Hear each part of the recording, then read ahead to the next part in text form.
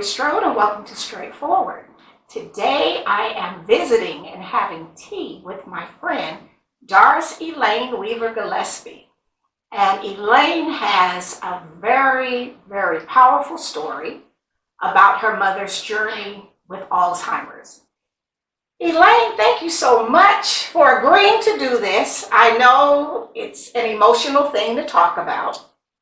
But our memory doctor, Dr. Liss, which you know him, he's the one that came up with the brain number, and it measures, how healthy your brain is.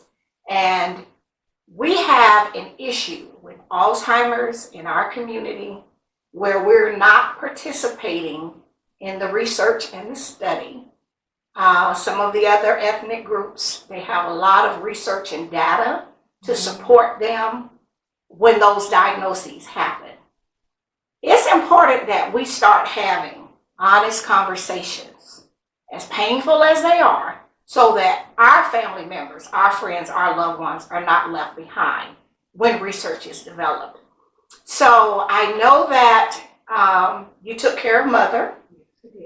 And she was a very active woman. Extremely. And strong. And strong and active to the end.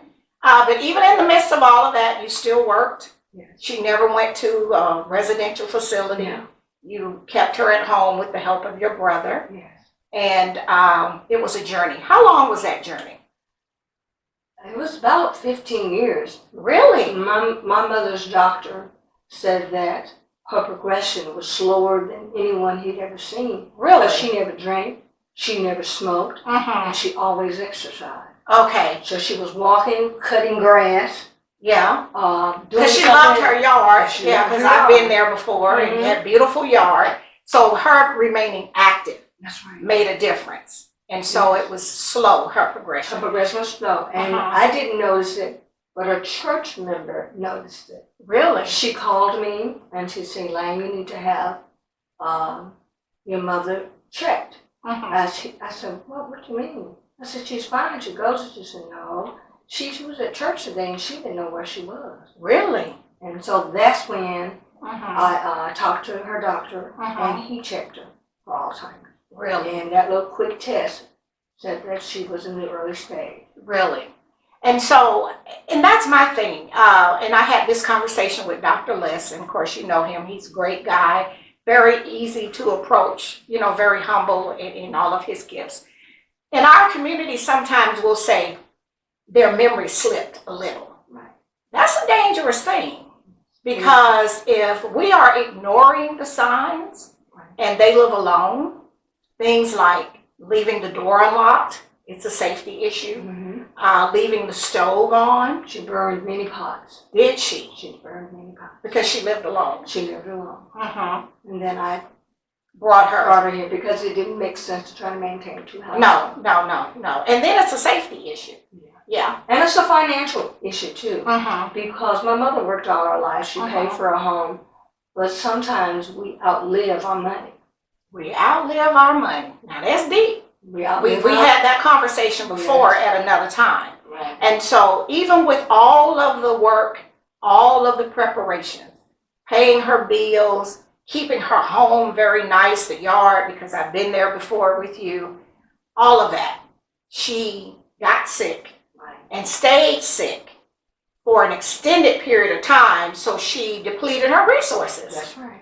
But it was a blessing that you were in a position, because you had a career, served for a very long time as a congressional representative. Before that, you were military, firefighter, spouse of a military officer, and so you were in a position to help her financially, and that's not always the case for a lot of people, and it's expensive. Our set was $375 a month. So Aricept is what she was on. She was on to help manage the disease. Yeah. And then, but we couldn't see how it was slowing the progression. She wasn't getting better, and it was free for a while. We had it. We got it for free for about a year.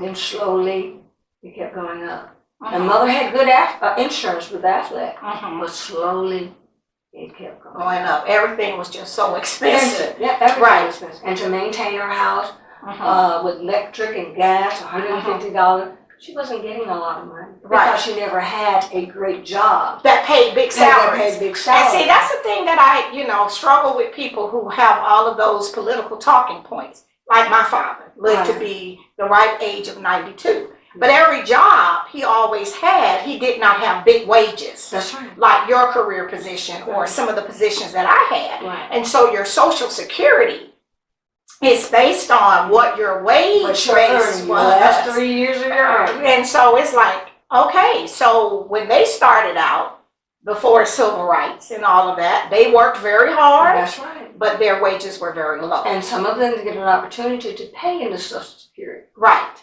And so, they were paid domestic service work. Exactly. They didn't take Social Security. No, exactly, because that happened with my aunt. Yeah. And she had dementia. And she ended up in a nursing home facility because, her children were adults and the one lived in another part of the country and that kind of thing. And it just got to be where she needed the feeding tube.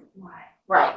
So did we ever get to that? No, we never got to that place. Mother ate until her last 3 months, and that's when her body started to shut down. Really? It was just, I saw my mother go to a strong, vibrant, black, good old Southern Christian black woman to an infant. Really? To an infant, where she stayed in the bed and curled up in the fetus position, and that's where she went to heaven. Really? And so all of her hard work up until the end about those last 3 months. The last 3 months. Right. And I know it's difficult to talk about because I know, you're a mama's girl and you did all that you could. But the reason I wanted to have this conversation is sometimes we have to share our testimony to help other people. And I just had a relative that was newly diagnosed. And I was like, this is a conversation we need to have in our community. If we can help what your mother was saying, if we can help somebody along the way, then our living has not been in vain. So what we're going to do now, we're going to go to our first break to our sponsors, and we're going to come back and talk about all of those hymns Mother used to sing. All right. We'll be right back after a word from some of our sponsors. Straightforward is brought to you by State Senator Ed Harbison, serving the citizens of Georgia's 15th Senatorial District and on the front lines for veterans every day. Progressive Funeral Home, family owned and operated since 1952. The George Ford legacy of high standards continues today in the compassionate and professional services provided, a touch of dignity for those who care. Progressive Funeral Home, 4235 St. Mary's Road, trusted by generations. Whole Patient Healthcare. Dr. Jada Rimes-Bacote is board certified in family medicine. She believes the best patient care includes practical, individualized lifestyle changes. Located at 1338 13th Avenue, Columbus, 706-641-2080, or visit wholepatienthealthcare.com.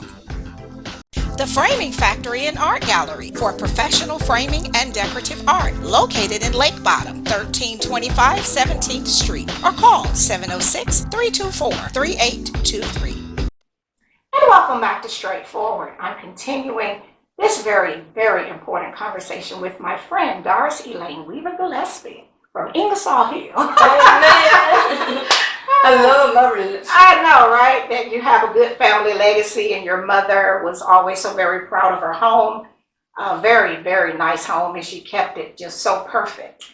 And so I know it was a big change to have to move her from the place that she was so familiar with, that she loved so much, and move her here to your home so that you could continue your career to work, because you are a widow. Right. And then take care of her. And wearing a lot of hats. I love it. Wearing a lot of hats. Well, my best memory of Mother, and of course we went to church one Sunday, and this is really a funny story, and it's a happy story, but it was his mother was getting, the disease was taking over. Mother went to church, and that's when we discovered she had... I picked her handbag up, right. And I said, where's this handbag? So heavy. Right. and I had been noticing my gold flatware Was was missing. walking away. And so I opened it up, and I said, Mama, and you said, oh, Jesus. She had all the silverware in her Sunday purse. But anyway, that's a happy story. It's a happy story. You know, at the time it was like, oh, wow, mother. But the thing that I remembered, and I've seen other people say this because I've looked at a lot of other cases, and I've been visiting the different workshops that Dr. Liss and Dr. Epps, who is an African American who's doing a special study through Emory University. Just looking at some of the different cases and the research that they're trying to do on behalf of African Americans. But even in mother's sickness, in that disease, she knew every hymn. Every verse. Every verse. And so you would cook, and we would sit in the kitchen and sing. And I would only know my first and third or second and fourth, because you know that I wasn't from the era she was. I had been a choir member, but not like that. And even as her memory, faded, she never forgot those hymns. She never forgot a hymn. And then when she couldn't sing, I would sing it to her, and she would She couldn't recall the words. She couldn't recall the words. But she did. She stopped talking. She stopped speaking. And so, but she knew the song. She knew the song. Nobody knows the trouble I sing. She just couldn't get the words out. Still Away. Those are her favorites. Those are her favorites. Yeah. Jesus Loves Me. How I Got Over. Oh, How I Got Over. Oh, yeah. Storm is packing wonders. Yeah, but she had a very good, rich, strong voice. Yes, she did. And so her church members, as you were saying before we went to the break, they noticed. They know. Because church was important to her. Oh, yes, she went to church. She was faithful. She was faithful. She had been a member of that church for 75 years. Okay, so even as her memory faded, she knew that was a familiar place. That's right. Right. And so the church member would take her because I would be working. Right. And Mrs. Edmonds would pick her up. And she still lives in the neighborhood. They still go to the same church. And she would pick Mama up for Sunday school, regular morning service. And if Mama wanted to go with her in the evening service, she would come and pick her up. Yeah. Now, Ms. Edmonds was younger than Mama. Right. So she could watch Mom. She knew Mama. She knew everything. And so they had my number. Right. And she called me. She said, you got to check on your mom here. And I'm sure that was a loss for her. Yeah. Because when we have the people in our village, and then they are no longer the people we remember. Right. And that happened with my aunt, my father's sister. And when I went to visit her in the nursing home, and she didn't know who I was devastated, because as a part of our courtship, me and my husband, we drank coffee at her table daily. And she would boil the Maxwell House, and you could smell it in that pot on the stove. I got a percolating pot. And that's what I'm saying. And then she used Carnation instant milk. And I still use Carnation instant milk. And so it wasn't the fancy, glamorous, but that was a part of our courtship. So for me to go and visit her, and then she didn't know who I was, I couldn't go back anymore. And it wasn't that I was trying not to honor her. It was just too painful. So we see them slipping away, and it's like they're lost. Yes. And then it's like their eyes get glazed over. And I'm not really sure what that is. Did you see that with Mother? It's like they're really not present. They're there, but they're not present. They're in a different world. But I tried. I got pictures from her house, put it on the wall. I used her linen, so she on my bed. I gave her my bedroom, and so that it would be homey. When she got mad, familiar things, everything. I think I have 10 photo albums. We would sit and look at the photo albums so that she could remember people who weren't there anymore. Right. But she knew them, part of her history in her life. Her mother. Right. Her father, her granddad, my great-great-granddaddy, because my great-great-granddaddy lived to be 97. And I thought he was my granddaddy for a long time. Right. And so you brought her linens from her house, pictures, familiar things, put it in the environment to try to help her. I could use her silverware, her plates and things like that. And she knew that's mine. That's mine. I said, yes, Mom, it's yours. Right. But she knew she wasn't at home. Oh, okay. She knew because she was accustomed to being out in her yard. Because we went to visit her, and she was in the yard doing something. In the yard. Right. And cutting, moving bricks or cutting trees down and trying to cut that 2 acres of land. Right. So for your other siblings, I know your brother Sidney, he helped out. And I know it had to be hard for him because he's the only boy, right? Yeah. He was the only boy. I would go to work and he would be here during the day. At first, she didn't want him to bathe her.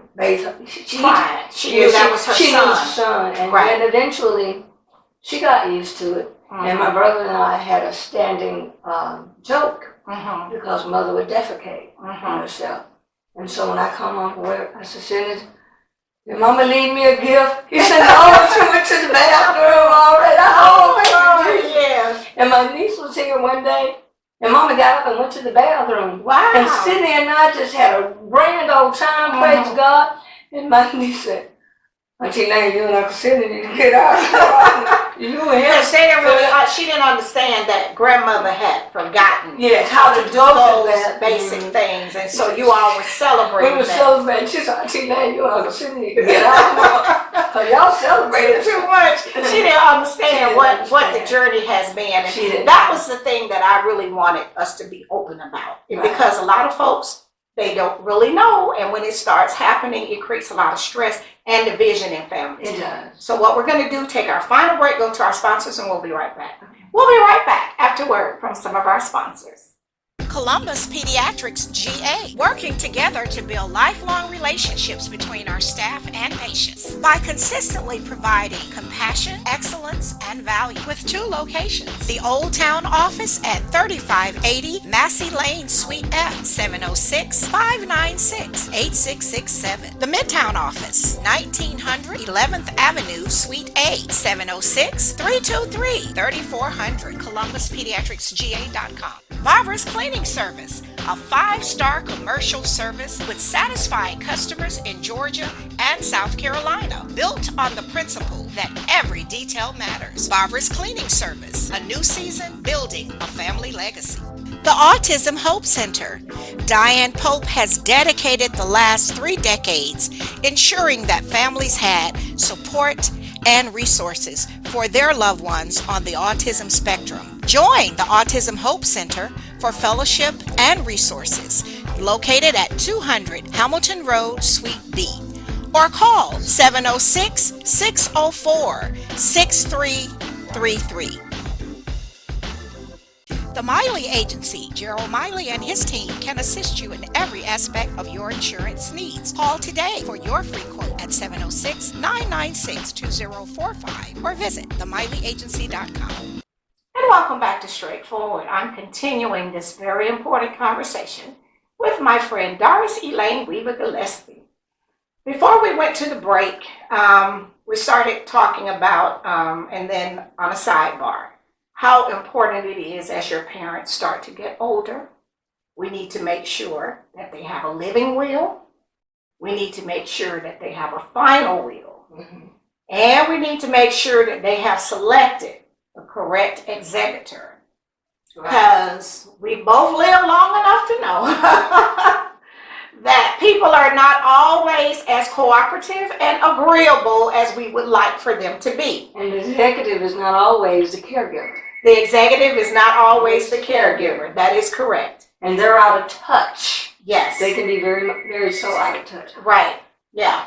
So, I mean, and that's true, and so, but making the right decisions and putting the right people in the right place with the right information and knowledge is really what makes a difference. Right. So when you said your niece, which I know she's very well traveled, married to officers, live all over the world, did not understand that having mother go to the restroom instead of maybe in an adult diaper or a depend or something like that, that was a big deal. That was a big deal. Because those are those skills that they lose over time. So the folks who are not active in the process daily, they don't understand. No. They have no idea. Right. And so sometimes they're only focusing on the financial part. They're making sure that she's clean. Mm-hmm. I would get up at 4:00 in the morning because sometimes I would have to leave and go to work at 7. I would get mother dressed. I'd get her a shower, do her hair, get her ready. So that was one less test that my brother would have to do. He would feed her. When she would walk in, he would take her outside to walk to make sure she got plenty of vitamin D and lots of exercise. And then when she got in the wheelchair, he would walk her in the wheelchair. But it was. So she forgot how to walk. She forgot how to walk. See, those are the things we have to tell people. Yes. And that's why our folks need to be a part of all of this research. Right. Because the last event I went to at Dr. List, they say they have some new drugs that are almost approved by the FDA, and they are very good at addressing some of those things that come with the disease. Right. It will not cure it, but it really slows it down. But if we're not a part of that, or our people are not knowledgeable enough, you just said something. Mother, sometimes forgot how to use the bathroom. Right. Then mother forgot how to walk. And so that's like going from the parent back to the child.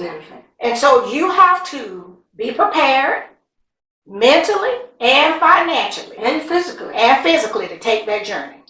Because it's not a very easy journey. It's mentally tolling. It's like, I want my mama back. I want my mama that took care of me. I want my mama back.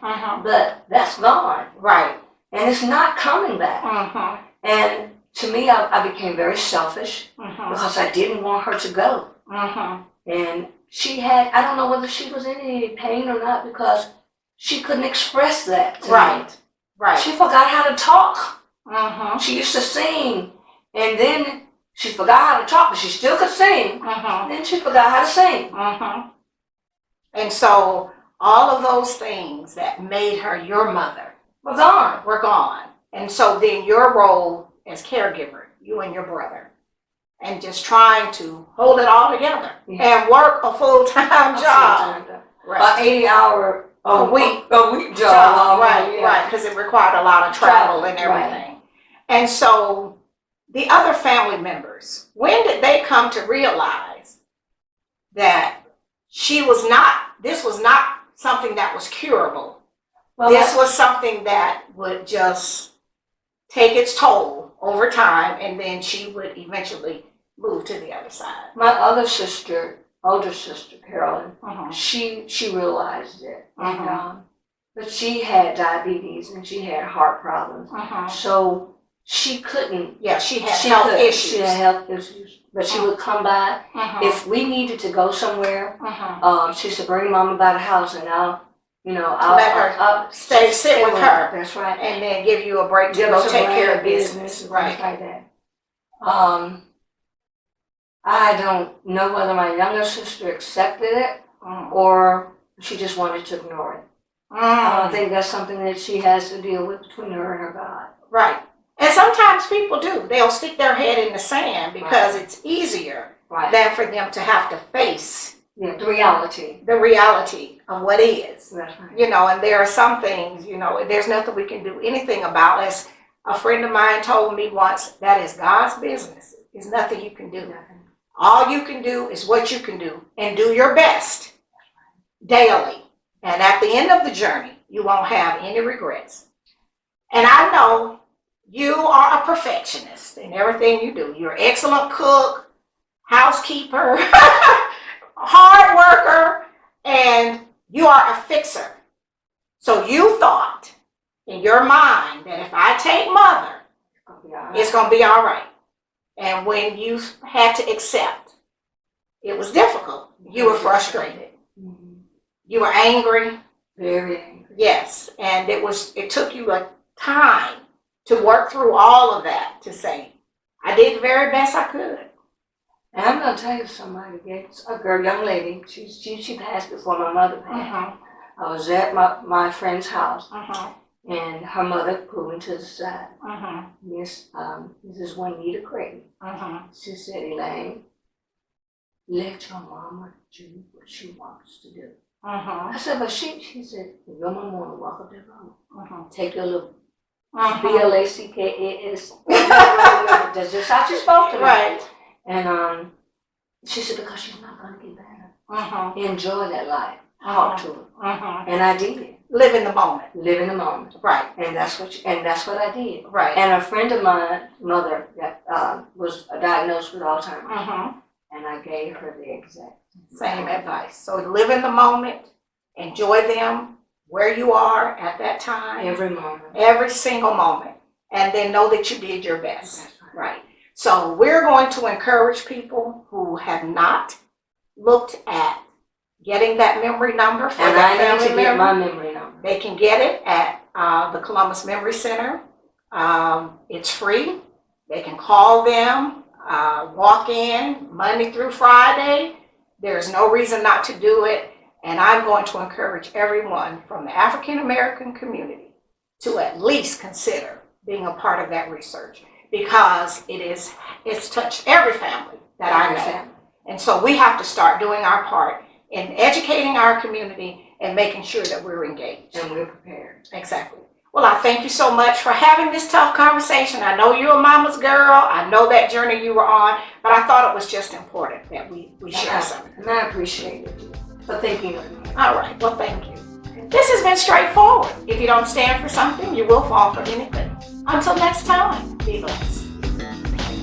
What up, world? What's up, Columbus? Be sure to tune in every Sunday, Straightforward with Gloria Strode, right here on NBC 38.